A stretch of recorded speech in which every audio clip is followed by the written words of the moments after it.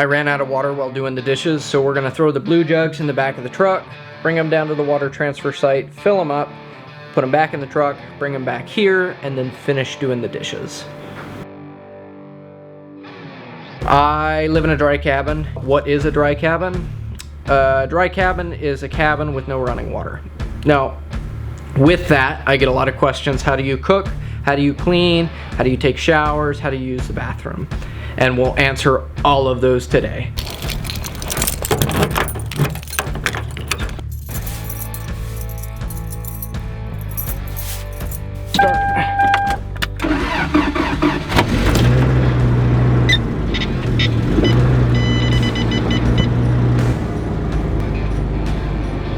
Alright, there she goes. Alright, it is winter wonderland out here. Let's see. It's been snowing all night. It's supposed to snow for the next couple of days.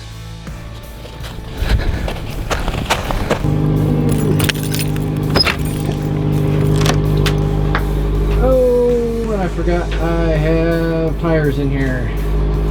That's okay. So with the winter time, we swap the tires out on the truck because these tires are a lot softer, more pliable in the cold than those ones.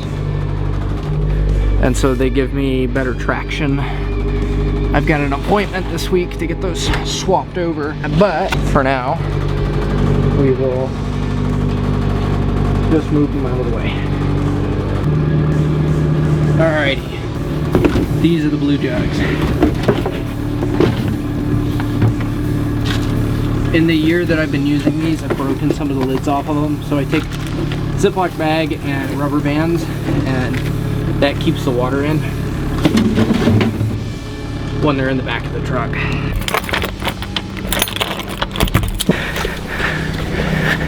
So in the winter time, typically we have to plug our vehicles in because it gets so cold.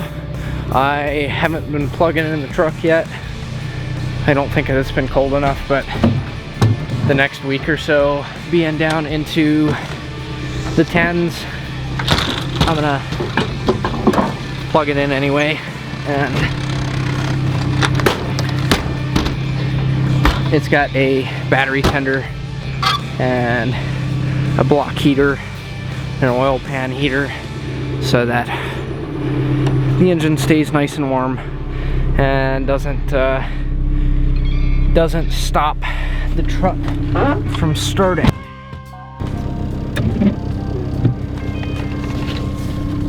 This nice powdery snow here just comes off with the windshield wipers.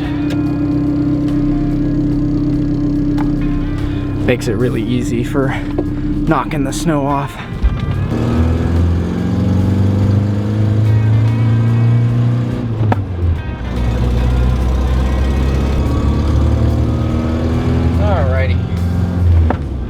We were able to get out of the driveway and get up our little hill there without four-wheel. Now we're sliding. There we go.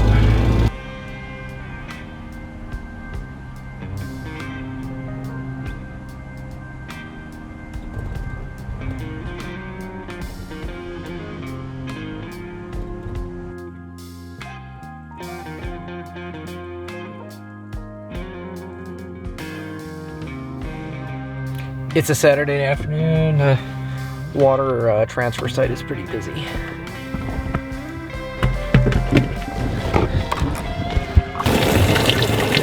This one's next.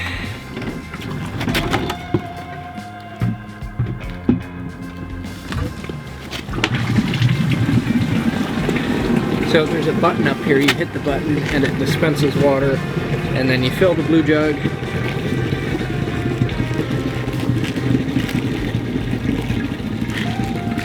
And cap it off.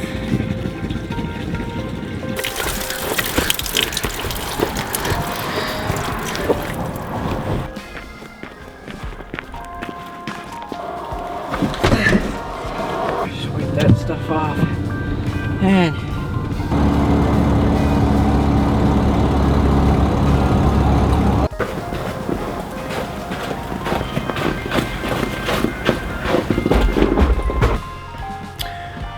My camera died while I was bringing in the water, but the water's back in, the dishes are done. I'll show you where I put the water.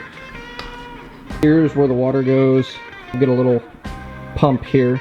It goes to this faucet, and I can turn the faucet on, and I get water.